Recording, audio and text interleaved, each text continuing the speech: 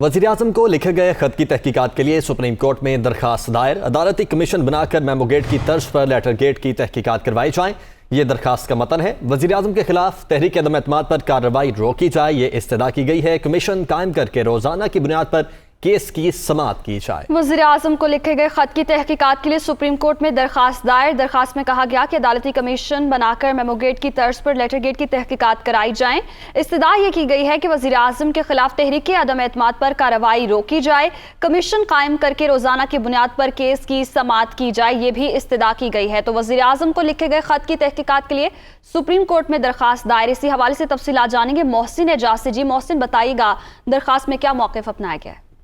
देखिए, ये दरख्वास्त दायर कर दी गई है और नईमुल हसन एडवोकेट की जानिब से दायर करदा दरख्वास्त में ये मौक़िफ़ इख्तियार किया गया है कि अदालती कमीशन बनाकर मेमो गेट की तर्ज पर इस लेटर गेट की तहकीकात करवाई जाए और वज़ीर-ए-आज़म के खिलाफ तहरीक अदम एतमाद पर जो कार्रवाई इस वक्त पार्लियामेंट में जारी है उसे भी रोका जाए और इसके साथ साथ कमीशन कायम करके रोजाना की बुनियाद पर केस की समाअत करने की भी इस्तदा की गई है। इस दरख्वास्त में ये भी मौक़िफ़ इख्तियार किया गया है कि वज़ीर-ए-आज़म को हटाने के लिए बैनुल-अक़वामी साजिश की गई और ये साजिश करने वाले गद्दारी के ज़ुमरे में आते हैं और मुख्तलिफ टीवी एंकर्स ने इस तहरीक अदम एतमाद का पहले से ही बता दिया था। इसके साथ साथ ये भी कहा गया है कि लंदन में साबिक़ वज़ीर-ए-आज़म नवाज शरीफ से कुछ खुफिया मुलाकातें भी हुई जहाँ पर ये साजिश तैयार की गई है। दरख्वास्त दायर करने के बाद मदर सदीक एडवोकेट ने सुप्रीम कोर्ट के बाहर मीडिया से गुफ्तगू में ये कहा कि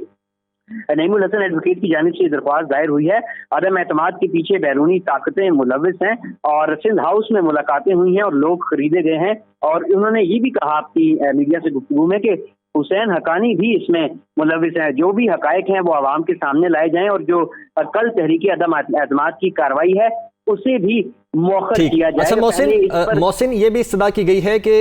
कमीशन कायम करके रोजाना की बुनियाद पर केस की समाअत की जाए, लेकिन अगर आज कोई फैसला आता है इस पर तो फिर ही पॉसिबल है कि कल तहरीक अदम एतमाद की कार्रवाई रुके, लेकिन अगर आज फैसला नहीं आता तो फिर इसका आउटपुट तो कोई नहीं होगा। देखिए, सुप्रीम कोर्ट ऑफ पाकिस्तान आम तौर पर हफ्ते के रोज केसेस की समाअत नहीं करती, लेकिन हमने देखा कि 2 हफ्ते कबल जब ये मामला सुप्रीम कोर्ट ऑफ पाकिस्तान में आर्टिकल 63A और फिर उसके बाद मामलात जब सुप्रीम कोर्ट ऑफ पाकिस्तान में आए तो उसके बाद सिंध हाउस हमले का वाकया हुआ तो हफ्ते वाले दिन केस समाअत के लिए मुकर्रर किया गया। आज भी ये इम्कान जाहिर किया जा रहा है कि शायद हो सकता है कि आज भी सुप्रीम कोर्ट ऑफ पाकिस्तान इस केस को समाअत के लिए मुकर्रर करे। ये इस्तदा भी की गई है पटिशनर्स की जानिब से, लेकिन आमतौर पर सुप्रीम कोर्ट की ये प्रैक्टिस है नहीं और बड़ा रेयर ऐसा होता है कि हफ्ते वाले दिन समाअत के लिए कोई मामला मुकर्रर कर दिया जाए। ठीक है, लेकिन अगर आज समाअत हो भी जाती है तो क्या फैसला भी पॉसिबल है?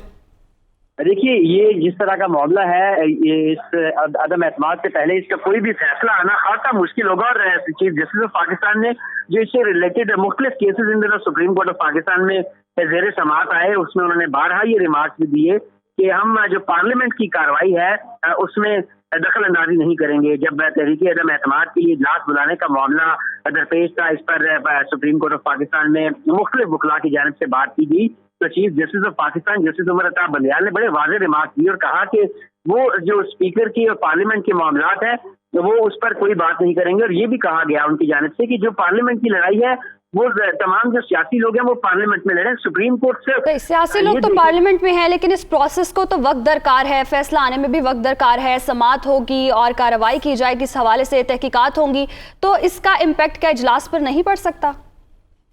देखिए,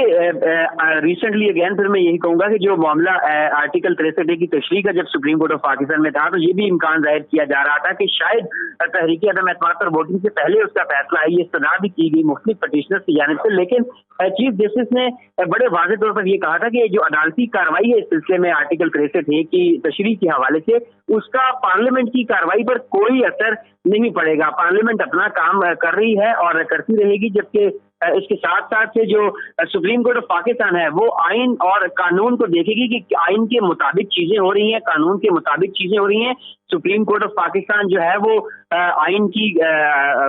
कस्टोडियन है और इस सिलसिले में जो पार्लिमानी कार्रवाई है उस पर सुप्रीम कोर्ट ऑफ पाकिस्तान जो है वो रिसेंटली देखा गया है, रिमार्क भी चीफ जस्टिस की जानिब से یہی سامنے آئے کہ پارلیمنٹ کی کارروائی کے اوپر جو ہے وہ انہوں نے بڑا واضح کہا کہ وہ پارلیمنٹ کی جو معاملات ہیں وہ پارلیمنٹ کے اندر سیاسی لوگ ہی طے کرے. سپریم کورٹ صرف یہ دیکھے گی کہ کیا کوئی غیر آئینی یا غیر قانونی چیز تو نہیں ہو